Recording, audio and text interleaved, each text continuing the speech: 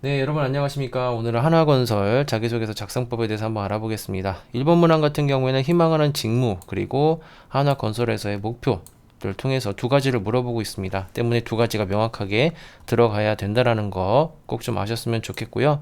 우선은 직무에 대한 지원 동기, 희망하는 직무죠. 여기에 대해서는 직무에 대한 경험이나 직무 지식을 좀 어필하는 것이 좋겠죠. 특히 본인이 가지고 있는 장점, 내가 이러이러한 직무 경험이 있어서 이런 것들을 너네한테 해줄 수 있어 라는 형식의 글이 나오시는 게 가장 적합하겠고, 관련된 사례까지 나오시면 더할 나위 없이 좋겠습니다. 또 한 가지가 입사 후보 목표죠. 해당 직무에서 일어날 법한 과업을 확인하시고 이를 하나를 해결하는 듯한 그런 글로 적어주시면 좀 완벽하게 작성이 될 수 있겠죠.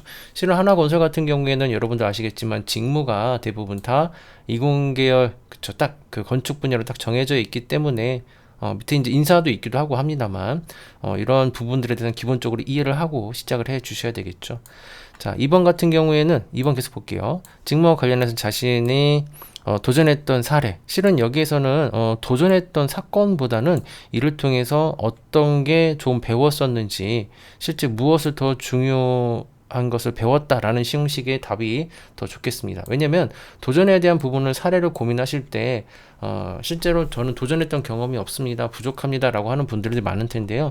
그러한 부분들은 기존에 있던 경험에서 약간 포장을 하시면 되겠습니다. 다만 여러분들이 주의하셔야 될 것은, 없는 사실을 있는 것처럼 꾸미는 것은 안 된다는 거 꼭 명심하시고요. 즉 기존에 있던 것을 작은 도전이라도 거기에서 의미 부여해서 작성하시면 충분히 작성이 가능하다라는 거 알아주시면 좋겠고요. 3번 프로젝트를 수행하면서 구성원 간의 문제가 발생했던 사례. 자, 이겁니다. 요거 같은 경우에는 구성원 간의 문제라고 하면 보통 두 가지겠죠. 과업이라든지 혹은 대인관계에서의 대한 내용으로 크게는 두 가지로 압축해 볼 수 있을 것 같아요. 따라서 문제를 명확히 적고 이 길을 해결하기 위해서 잘 들으셔야 돼요. 본인이 했던 행동 혹은 말, 제시했던 해결 방법 혹은 참여 인원, 프로젝트 명까지를 구체적으로 작성하시면 이는 명확하게 나타낼 수 있을 것입니다. 4번 같은 경우에는 자신의 직무와 관련해서 필요한 직업윤리예요. 직업윤리는 보통 공동체 윤리하고 근로윤리, 즉 사람들 간의 윤리 지켜야 되는 거고, 업무에서의 윤리가 두 가지가 있겠습니다. 따라서 구성원 간의 윤리가 먼저냐 아니면은 업무가 먼저냐, 여기에 대한 본인의 생각을 얘기하시면 돼요. 이거는 답은 없습니다. 본인이 그렇게 생각한다라고 쓰시면 되겠고요. 그리고 이를 회사 안에서 어떤 상황을 좀 가정하시는 거 좋아요. 특히 이제 본인이 이전에 이런 윤리의식을 좀 지키고자 노력했던 거, 뭐 편의점에서 누가 돈을 놓고 가거나 뭐 과자를 놓고 갔는데 그 사람 찾아줬다라든지 이런 것들, 즉 원리 원칙을 좀 지키기 위해서 노력했던 이런 부분들이 이 사례로 나오신다고 한다면 더할 나위 없이 좋겠죠.